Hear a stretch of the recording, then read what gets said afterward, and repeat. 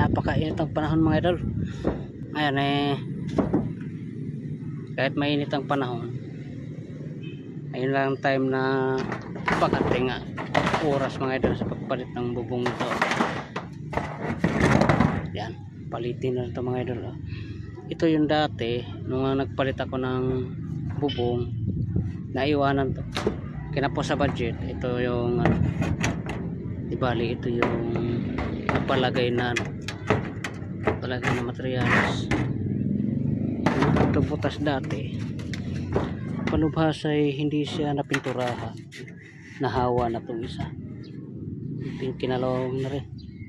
Ito papalitan natin ito mga idol.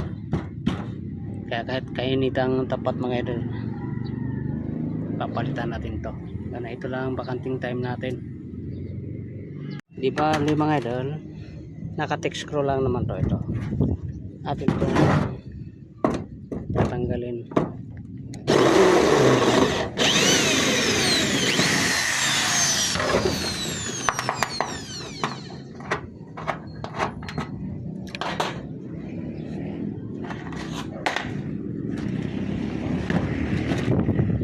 Saka ito palit natin mga idol, itong bagong yan, itong bagong ito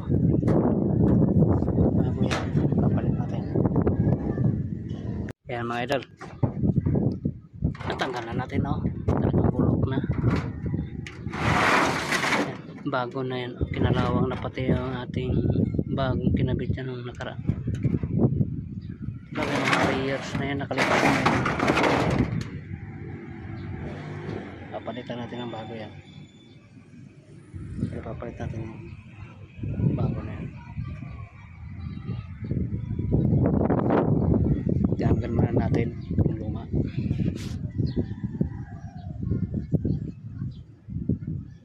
Ayan mga idol, diba rin natuklap na natin pareho.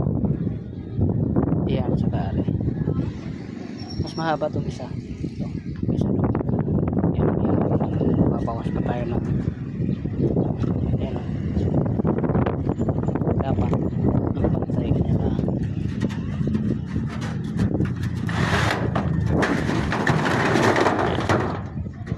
Mahaba masyado yung isa. Yan, yung isa hindi natin magbawas. Ito lang isa, putulan natin yan, parang sobrang haba. Pantay na lang natin. Yun ang mangyari dyan mga idol. Matapos din natin paglagay, galasang yan at saka ito yan. Okay na, pinturahan na lang natin ng sa sunod na araw.